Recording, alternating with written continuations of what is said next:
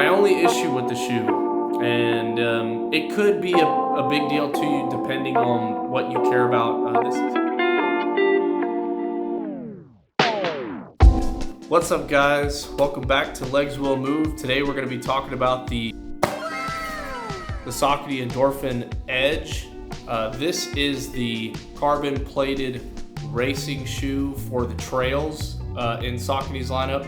It's in the same line as the Endorphin Speed, the Shift, the Pro. This shares the midsole with the Speed, which is kind of the up-tempo daily trainer that's meant to mimic and soak up some of the miles in place of the Pro. This shoe is on the lighter side for trail runners, in my opinion, especially when you account for the stack height. I'm gonna drop the weight of a men's size 9 on the screen and then also the weight of these shoes, but just a heads up, these shoes have taken a bit of a beating. That's gonna kind of factor into the weight when I show that on screen. What are we looking at as far as the shoe goes? So this is kind of especially for trails, more of a max stack shoe. It has more of it's a very slick mesh, but it's a little bit kind of plasticky in a good way. When I say plasticky, I mean like it feels pretty sturdy. It feels pretty protective, not very soft like there's some type of meshes that they like to really fray, especially when they feel kind of more soft and fluffy. They like to fray. I'm thinking of if you've ever felt the New Balance More V3 or the New Balance More V4, it's that kind of a puffy mesh that likes to fray. This is more of like a screen mesh, and while it may fray, it doesn't feel to me like the kind of mesh that would. You do have a reinforced toe bumper or toe cap, which I made very heavy use of. You do have a little bit of a firmer heel counter, but it's not that firm. You'd be surprised. It has quite a bit of flex to it. You have a pull tab here. You have a very shallow tongue that, much like the Speed, this barely comes above the height of the collar. You have what looks to be faux leather inserts right around the eyelet chain all the way up to the top collar. And I do think they actually kind of help. They seem to interact with the material that they've used for the shoelaces, and it's very sticky. I'm actually gonna roll almost like an ASMR type video where I just lace and unlace, and you'll hear it, but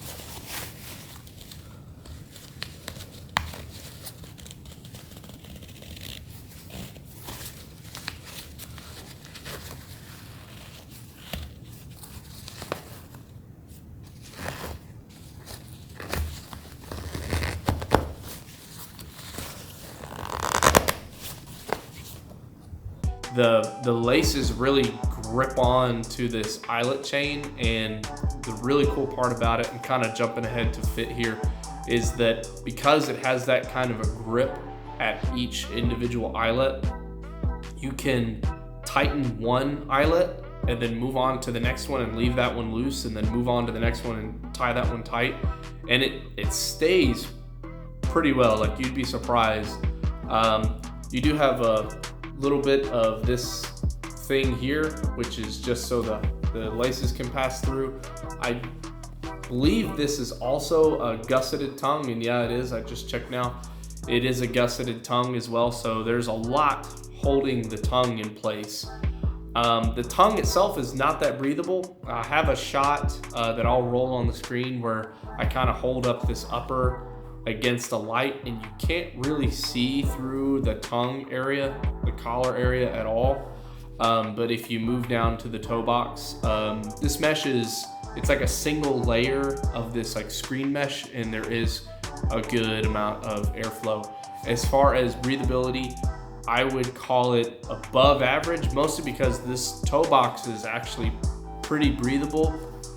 You get less towards the midfoot and the rear of the foot, but in my opinion, you lead with your toe when you move forward, so most of the air comes in through the front anyways, and in that key area, it's quite breathable. I didn't have too much trouble with slipping. I'll say that with a caveat because I didn't tie these super tight. I hiked in them quite a lot, and that's where I got most of my wear was hiking. I took these down to Patagonia and hiked the Fitzroy Trail all the way up to the Laguna de los Tres at the top. And then I also hiked some other trail the following day. If I decide to go look it up, I'll pop the name up on the screen. But I did about 20-ish miles hiking in this shoe. I've worn it a few other times before that, and then I've gone on 2 runs in it since then. And I know that doesn't sound like a whole lot, but more or less, I've put in a lot of miles in this shoe as far as what would be considered wear and tear. When you put together that trail hiking with the trail running, and I've got a pretty good idea of what these feel like both in running and in hiking, which I think is another usable application for a running shoe. I think I might make a video on that in the future. I don't think you always necessarily need a hiking boot. I think in most cases a trail running shoe will do you just fine. Moving down to the midsole of this shoe, I think I said before, but this is borrowing the same midsole from the Endorphin Speed, not the Pro. It's still pretty high. I mean, it's in those like mid to upper 30s in stack height. Pop that on the screen if it matters to you. But I mean, it's a fairly cushioned shoe. It's more on the energetic. I don't want to call it firm because it does soak up a lot of impact, but if you compare it to like really soft foams on the market, like Boost is a little bit softer, Nike Zoom X is a little bit softer, certain blends of Nike React is softer, but as far as like balancing energy return with compression, with protection, all that stuff, it's a highly cushioned shoe. You do have a bit of flex in the shoe. I don't know all the details of the Carbitex. It's branded on here, but there is of course a carbon fiber plate running the length of the shoe, and I know that it's engineered slightly different than just a shank of carbon fiber. I believe it's meant to have a little bit more mobility in one direction and a bit more stiffness in the other direction. It's not as stiff as road racing shoes. I do have the Endorphin Pro 3. That's a stiffer shoe. I have the Nike Alpha Fly, the original. That's a stiffer shoe than this. You can flex this shoe. One of the things that's really different about this plate is that other carbon fiber plates, when I bend them, it feels like they're on the verge of breaking, and I have heard stories of people testing their shoe and actually breaking their carbon fiber plate. This one, I don't know how to describe it, but it just doesn't feel like it's gonna break, although it still snaps pretty hard when you flex it. It comes back really quickly. I'm not really sure about all the engineering in it, but I will say it's not quite as noticeable of a carbon fiber plate as a road racing shoe. So if you like that, it's cool. It adds a little bit of stability to the shoe because it is quite a tall stack height, and it does have a good amount of compression. So it is kind of preventing that from being too squirrely. You get a good propulsion. It is fairly rockered. It's not the most rockered shoe ever, but I was landing most of the time in the midfoot, forefoot area, and I could definitely feel a little bit of a roll towards the front, but nothing crazy. It didn't feel like super unnatural. Shoes like the Glide Ride have almost an unnatural feeling rocker. It's so intense. This feels still fairly normal. I think you do get a little bit of front flex, so I don't think it's quite so intense when you put your weight down in the shoe anyways. Moving on to the outsole, you do have some pretty decently sized lugs. I've got plenty of B-roll of that, so I'll just be rolling that on the screen while I'm talking about it. It gripped pretty well for me. I took it across all kinds of surfaces, wet wooden paths, wet wooden blocks that you're supposed to walk across. I've taken it on dirt tracks, grass, thicker gravel, sort of wet paths, more mulchy stuff, mud, all kinds of stuff I've taken this on. And honestly, grip was just fine. I think it's because the rubber is actually a little bit on the flexible side. I didn't really think I got any B-roll of that, but I'll twist it. But you do get a bit of flex in this shoe, and I don't think that's such a bad thing, and I'll tell you why. Is it feels like when you have a little bit of flexibility in your trail shoes, it lets the shoe kind of contour to the uneven surfaces a little bit better. If you had a shoe that was just like as solid as concrete, when you hit something on the side, it would just tip over. But since this has the ability to kind of adapt a little bit, I think that helps it have a little bit of grip, believe it or not, on some other surfaces, especially like larger rocks and stones, stuff like that. My only issue with the shoe, and it could be a big deal to you depending on what you care about. This is kind of a pricier shoe on launch. I believe it was $200. Is this outsole is not durable. It's just not. And I don't mean like it's kind of not durable. I mean like this outsole got chewed the up by a trail, a shorter trail, and a couple of runs. I've got B-roll that I'll roll on the screen and show to you. I mean, it's just beat up. I mean, I've got parts kind of like flaking off. Here, I'll let it roll on the screen. Let me look at that. That's pretty rough. But I've got several treads, lugs in the front that are just missing big chunks of rubber out of them. I am gonna weigh the shoe, and I don't know how much that's gonna affect the weight, but I mean, I've lost quite a bit of rubber off of the shoe since running in them. And it's been both pairs, it's not just one, but both pairs have chunks missing from the outsole. And that was one thing that I don't know if I could attribute to it being so flexible, but one of the things I've noticed is like this outsole, if I can get it to focus on that, the outsole is just really malleable. And I don't know if that's because of the rubber compound that they're using. This isn't a branded, I mean, it's branded from Saucony Power Track, but you know, a lot of the running shoe companies now are using stuff like Adidas uses Continental a lot. Skechers is using Goodyear rubber. I know Puma's Puma Grip is actually getting quite the acclaim for being both durable and rather tacky.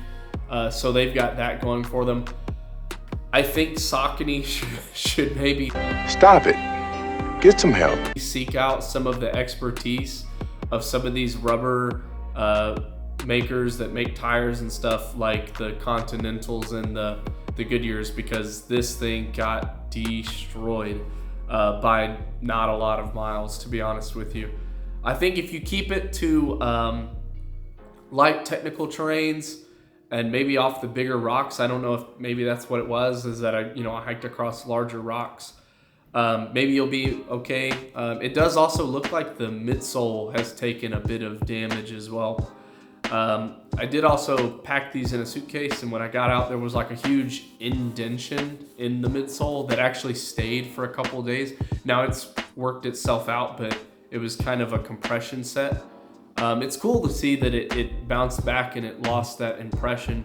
I don't know how fragile this midsole is, but it looks like it's taking a bit of damage compared to some of my other shoes.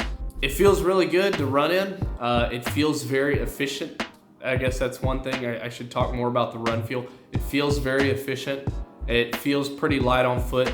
The fit, I talked about lockdown and stuff, but I guess as far as like fit, lengthwise, it feels really normal.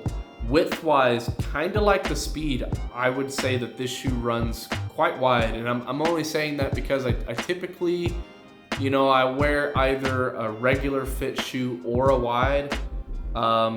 This is a regular size shoe, and I mean, this feels as accommodating as some of the shoes that I've ordered in wides.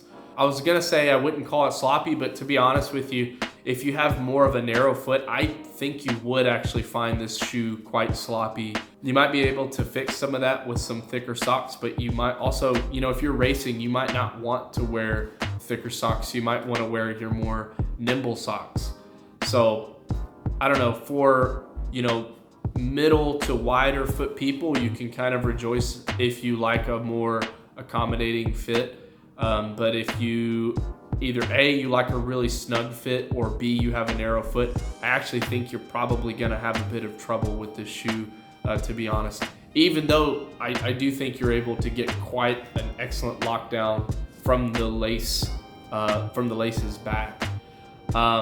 Propulsive, efficient, pretty light, decent upper. The upper durability seems great. The toe bumper was excellent for me.